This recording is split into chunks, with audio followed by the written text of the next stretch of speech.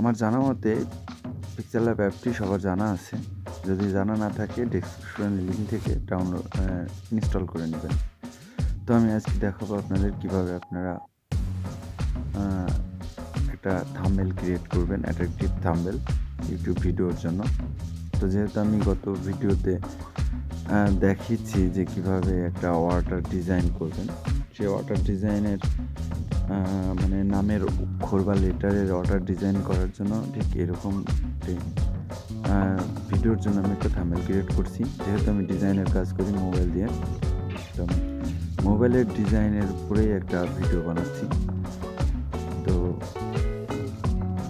আমি যেসব ডিজাইনগুলো করছি সেটি সব ডিজাইনগুলো অ্যাট্রাকটিভ ডিজাইন। এই ডিজাইনগুলো দিয়ে আমি একটা সুন্দর থাম্বনেল ক্রিয়েট করব। ঠিক দেখে নিন কীভাবে ডিজাইনটা করছি আমি।